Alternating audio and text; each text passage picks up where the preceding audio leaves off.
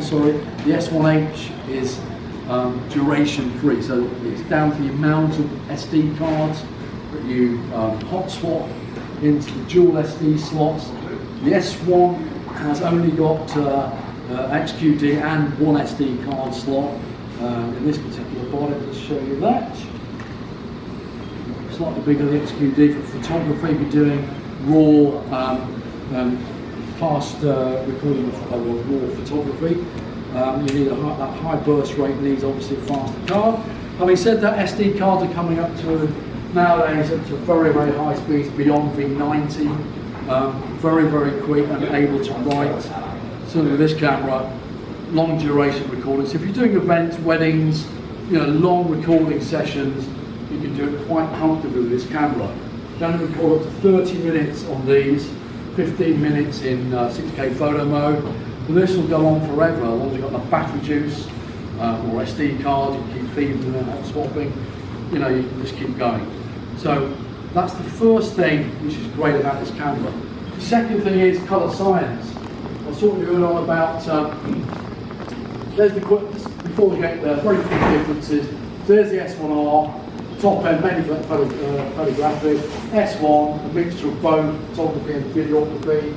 And now with the S1H, specifically really for cinematographers, pro filmmakers, people who really want to go up a level, but it still retains the photographic capabilities, certainly of the S1, providing you really good 14-bit imagery, and you can do time-lapse, which is a very important aspect of filmmaking and photography.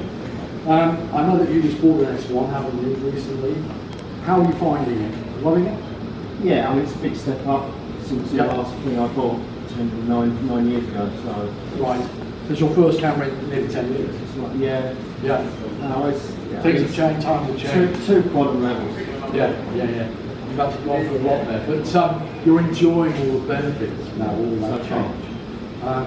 Great little camera, great colour science.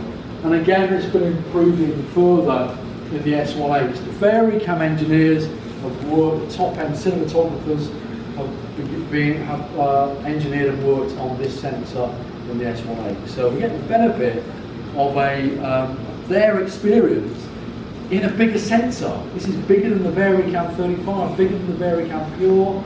That's only a Super 35 sensor. This is a full frame sensor. We've got dual image stabilization, and on lens, and certain lenses, not that one. and in body image stabilization, so I can do pans, movement, and there's no jerky, like you get on other cameras. You don't actually need a gimbal for certain shots. If you're quite steady, you can produce a really nice flowing motion, without using a gimbal. Of course, people do like using gimbals if they're doing a lot of faster movement, and there's every good reason to use them. So, but these other functions which I want to talk about today, which really bring this camera at the forefront. There's the chief differences between the S1R photographic camera. It does do a little bit of video. It excels obviously in photographic terms. It can do 47.3 megapixels, slightly bigger sensor. It can do a 187 high resolution photo mode. The S1 is more for low light work. So it's a 24.2 megapixel sensor. The pixel photo size are actually bigger, which means more light gets into those photo buckets, which means in low light, in the dark, it performs admirably well. The S1H goes a stage further. It's a highly tuned dual ISO sensor. 4,000, 5,000, even 10,000 ISO is amazing, and it's better than the current full frame market leader A7S2 in terms of performance in low light. In my own testings and what I've seen. And I'm going to look at a few graphs probably later to show the sweet spots as well. So in the middle of the S1 hybrid, the S1H clear difference is 6K camera. This is a 6K camera now, and that means you can shoot the full open gate, the full size of the sensor. That means if you're doing HD or 4K UHD, you can use that to crop out or do post-production digital effects without any loss of resolution. And really engage and use that 6K facility. Or obviously you can master your films in 6K, or you can extrapolate single frames, photographers, from that 6K image and get really high resolution, 18 megapixels, Carol here? Yeah. In size, JPEGs, which is pretty darn good. They look as good as, in my opinion, some of the raw photos. Yeah, but running at 50 frames per second or 25, 30p, 24p, obviously Super 35 in 50 frames per second, 60 frames per second. We also do HD with sound at 120 frames per second now, and the dynamic range is incredible. It's noise free at those dual ISO settings, which I'm going to show you. 120 at NTSC mode, 100 in PAL mode. You can switch this with the frequency range from 24 cinema mode, 50 Hertz PAL mode, 60 Hertz NTSC mode. And that comes with a host, a plethora of different codecs and frame settings, which we'll show you shortly. So loads of clear differences from the S1. This comes already inbuilt with VLOG, a logarithmic curve for recording all the high contrast gamma recording with 10-bit 422. We have a ProRes RAW video option for the HDMI coming very shortly with Atmos and a new firmware update. This will be able to record up to 6K RAW, 24p. I've been showing 30p RAW, 5.9K at IBC in Amsterdam, which is working really well in the current tests. That's going to be happening soon. With the RAW recording, it means it's even better than the codecs recording in camera. So really high quality, and you can pull back, temperature, you can pull back the highlights, and you get better detail in the shadows. Across all these cameras, they all share one common thing: the best EVF in the market today, 5.76 megapixel. I've got a security graphical somewhere on here, which is this one here. This is an HD resolution only EVF, external EVF. It costs about £2,000, these cinema ones, £2,000 for that. This comes in as part of the camera, 5.7K, an insane resolution with a 0.78 magnification. What have you experienced? Good? 5.7 nig, not 5.7. 5.7 megapixels, sorry. I'm getting mixed up. Megapixels, yeah. 5.7 megapixels. That's only HD, 1920, 10. So if you haven't had a chance to look through, this is the S1, but the viewfinder is identical. Past this s1H RAM as we talk. Right, as much as that, yeah. With this, for video, incredible what this can do. If you can film above, below, around corners, you can do it with that particular LCD. Updated full frame sensor design with this as well. The low pass filter is back on, and that's because we didn't want any moire in our video pictures. Video is prone to moire. Moire is high detail. For example, someone wearing a checked shirt, you might have seen it on TV, you get that weird effect, moire effect, where it blends in or goes all crazy, and that's because it's probably got no LPF on the camera. We've got the LPF, the low pass filter, and that cuts out that contrast moire, as we call it. That cuts out that and gives us clean imagery. But also, LPF, they're almost identically. What is going on here? It's crazy. When we have these two circuits which we can switch in, we can control it on a low ISO setting. We have a 4000 and 5000 ISO setting in the low ISO setting. In the high ISO setting for low light, we have 4000, 5000, goes up and up and up. But those 4000, 5000, which I'm about to show you, are exactly the same noise-free signal. It's the 640 ISO, it's insane. If you're not in log, sorry, just quickly for the S1. S1, there's been a lot of speculation online that the S1 is also quietly dual ISO. I have had no confirmation of that whatsoever. I am more inclined to think that they do a big piece of noise reduction. Yeah. around the 4,000. In fact, I think it's good actually on the S1. Yeah. But the S1H, wow, something else. True dual ISO circuitry like the Varicam 35 camera, which is another very expensive cinema camera. And Panasonic are renowned for their dual ISOs. When you're not in log and you're filming in normal picture profiles like Rec 709 or standard profiles or hybrid log gamma or the Cine-like D style camcorder style gammas, we've got different native ISOs. They've been tuned for those profiles. So for example, normal, you've got a native ISO of 100 in the low light, and the high, you have a 640. And again, no noise, both of them. Starting points. In Vlog, as I said, 640 and 4000. Vlog, the logarithmic curve capture to capture all the dynamic range of the sensor's 14 plus stops. You use Vlog and then you bring a LUT or a look or a grade into the camera or in post-production to really fully bring back that colour and light, luminance, which you probably all, you're all aware of what log is, I hope, yeah? Yeah, good stuff. You know what log is, sir? We will be showing it. Very flat curve, very flat, it's grey almost. Oh, It traps all the dynamic range. Like S-Log is on Sony's, C-Log on Canon's, we have V-Log, other cameras have their versions of log. Our log curve is almost identical to the ARRI log curve. That's what I've found when mixing and matching and using ARRI cameras with the S1H. Wow, it's almost like having the same camera.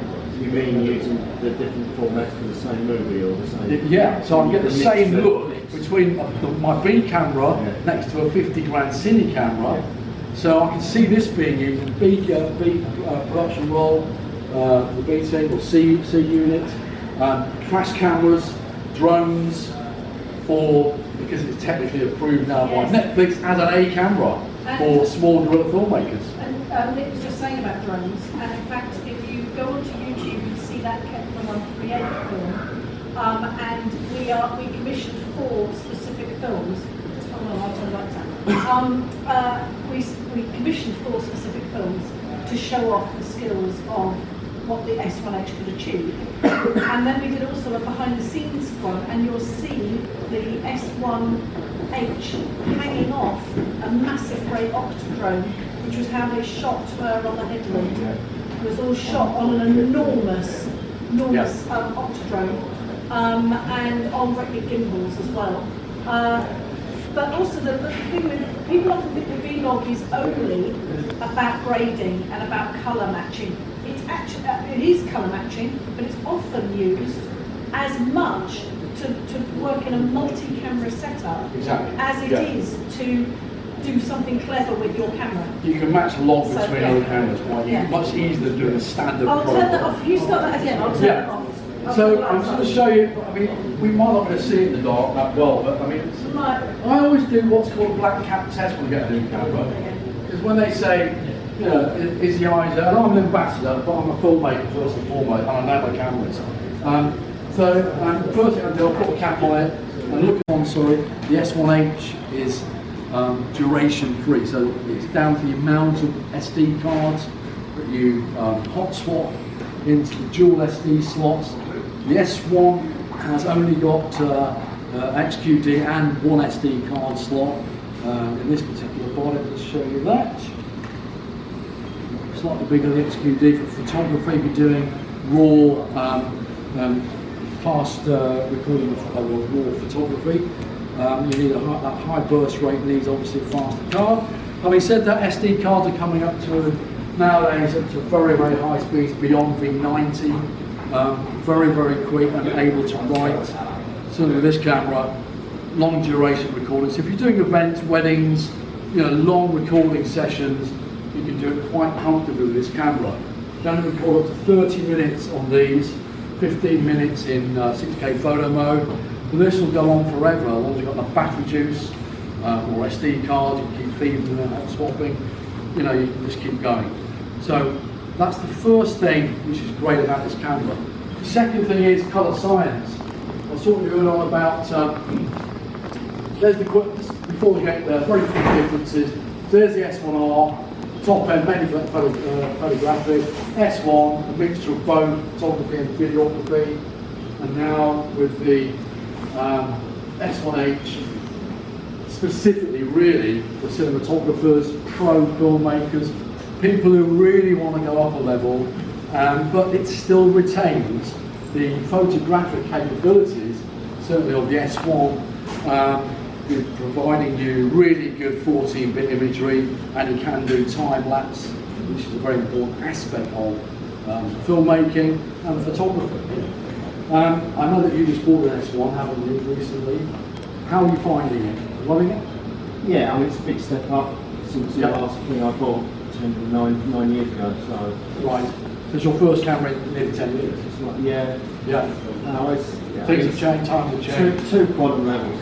Yeah. You've actually gone through a lot there, but you're enjoying all the benefits now, all that change. Great little camera, great colour science. And again, it's been improved even further in the s1H. The Fairy Cam engineers have worked, top-end cinematographers have engineered and worked on this sensor in the s1H. So we get the benefit of their experience in a bigger sensor. This is bigger than the VariCam 35, bigger than the VariCam Pure. That's only a Super 35 sensor. This is a full frame sensor.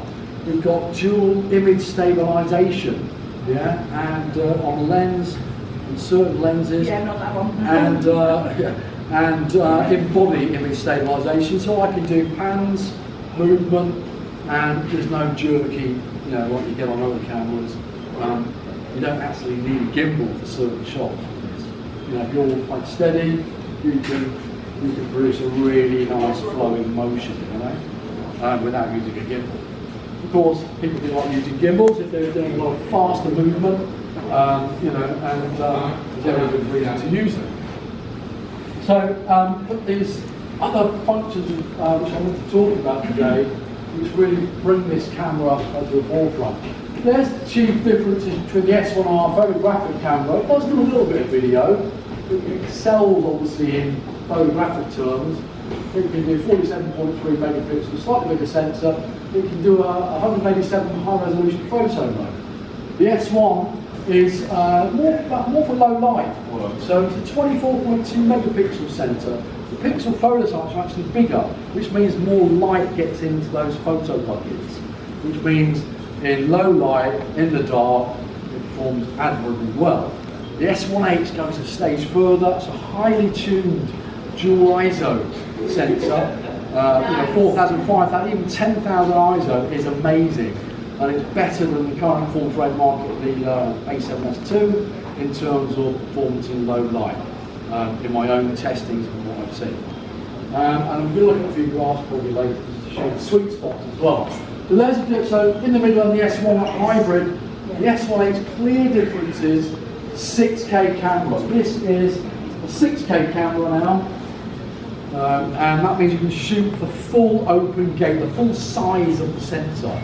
That means if you're doing HD or 4K UHD, you can use that to crop out or do post-production digital effects without any loss of resolution.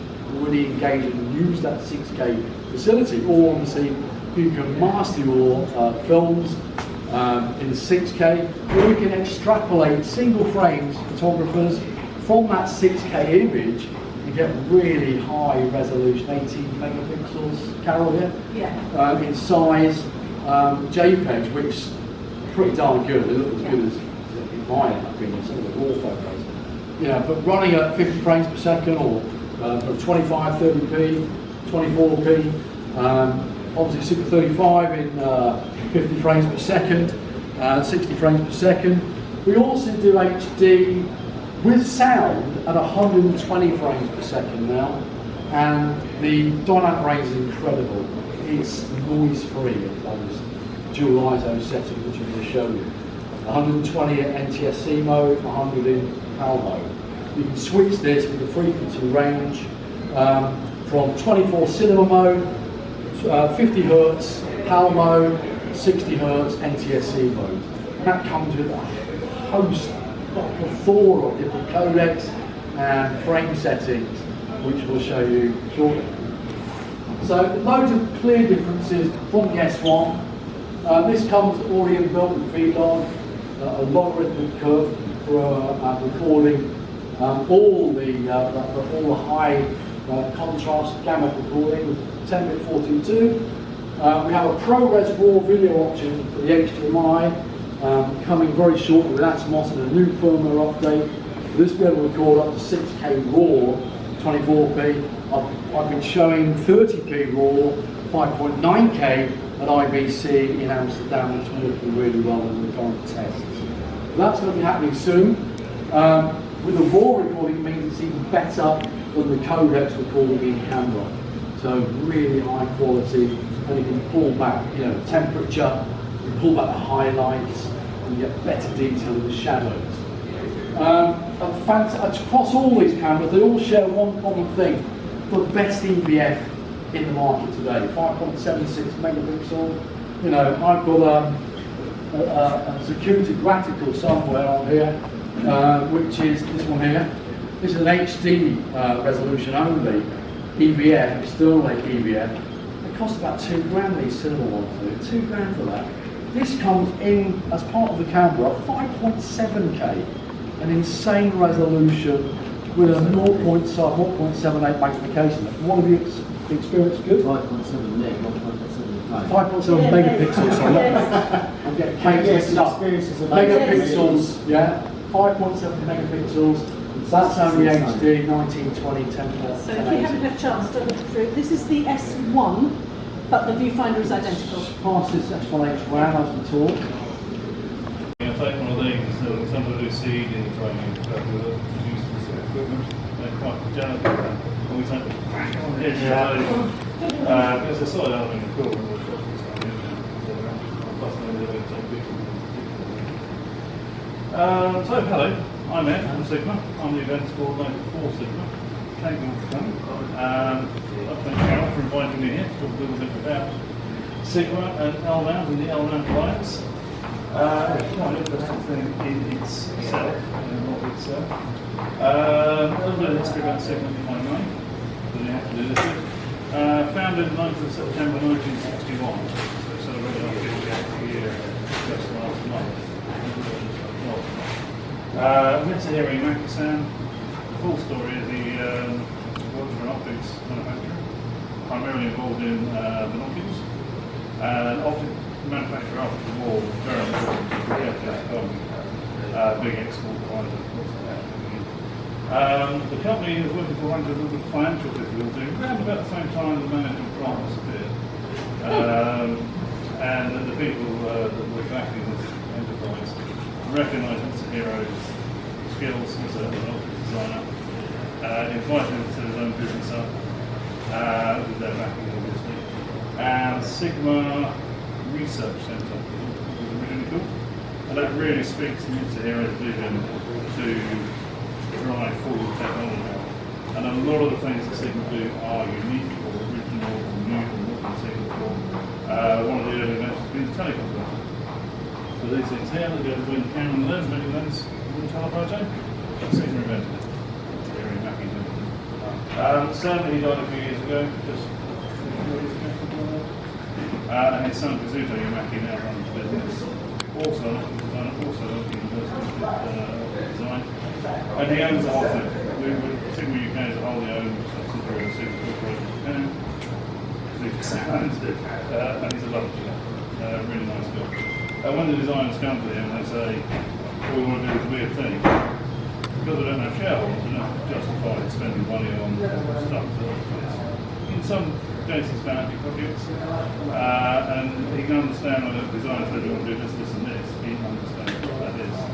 If you ever go to Photokina, all the execs have meetings all day long. You don't see the camera, the execs are the way Kazuto sells are not in a meeting, he'll be on the stand for the king or IBC or any other go. And you can wander onto the stand and you told him, can you tell me about this? And he will, at length. The design concept, how it's made, who made it, who designed it, why he designed it. What is children playing to? At length we'll talk to you. So that's a little bit about Sigma. Privately, The L mount appliance, in and of itself, as I say, is an interesting and groundbreaking thing. Three companies, all my cameras, all my lenses, all in competition with each other, all agreeing to work to the same standard in a very close partnership. We did something similar with Micro Four Thirds, but that was more of a casual alliance. This is much more of a set of technical standards that will work to develop in harmony, which is how it is done. We wouldn't turn up necessarily for Olympus Micro Four Thirds thing. But with Panasonic, we're more than happy to do it. We did a garden party earlier in the year, 6 months before a garden party, and stuff. And we had Panasonic people there, we had a lot of people there, and they brought their cameras in. And we got the press and some others, some leaders as well. So our starting point for the L mount was we made cameras in 1973, currently have a range of 6 different cameras. And we wanted to move towards a mirrorless full frame camera. We wanted to design a new lens mount optimized for full frame mirrorless cameras. We wanted mirrorless because we get more accurate autofocus. You get rid of the ASNs and pen prism. You focus directly on the chip. You get more accuracy as we can't images. And we were talking to Panasonic about this because we have a relationship with Panasonic. Panasonic have a very close relationship with Leica.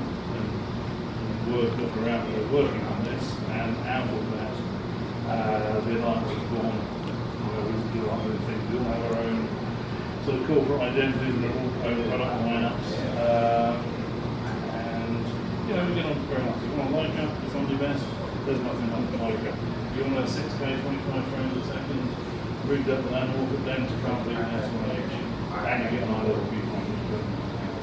So there's quite a lot of things like that. Then the FB is cool. But then we're swinging around about all our own unique products within the same arena. The L mount itself is quite interesting. 4 flanges. So not 3 as it's originally 4. So when you put it on the camera, it's a much more solid setting. So the registration between lens and sensor is much closer and it doesn't give you out so much. Very critical if you want some very, very sharp images. It's also very wide. It's a 51.6mm throat to the camera. Usually grass. Yeah, just open it up. That gives us a lot of opportunities to do a couple of things. We can make very fast lenses. We can make smaller, more compact lenses. So that's a 35mm 1.2. It's an example of a fast aperture lens, which is lovely. We can also do things like this. It's the 14-24 f2.8. So we go for slightly more modest aperture. We do this as a DSLR lens. It's a little bit bigger, a little bit heavier. And it just, the DSLR version just comes over about there, stands about there. And it's appreciably heavier. So because we've got that 20mm flange distance, we can make these rather smaller, lighter, wide-angle lenses. And at the other extreme from our 1.235, we can make the Diddy 45 and 2.8. And who wouldn't want to take that on anymore? That'd be a little camera 15 pocket and straight lens forward. And it will work with that. If you want a 50mm 1.4, if you want one of the nicest 50mm 1.4s, Panasonic, and that will fit on our little camera, our little lens will fit on a bit Panasonic. I just had my camera upstairs with a Leica 90mm L mount on it. Totally interchangeable. And the last thing about the L mount, which is rather nice, is it's highly adaptable. It's only a 20mm flange distance. When you look at something like Canon flange distance, I looked up, it's 44. So we've got 15mm or so in which we can put an adapter. So now I can adapt. This is a counterfeit lens. Get straight on there. I've now got a cine lens in the airfield. I can use it on a Canon C300, which is 300. I can use it on my s1H, I can use it on Panasonic F. I can even use this on a Leica SL if I wanted to. That's the MC21. That's Canon L mount. We also do a version for the existing Sigma customers. We've got previous lens called SA. So we do an S8 version. That sells at £99, discounted to support our existing customers. And it sells at £250, which is more in the green I do have one little document.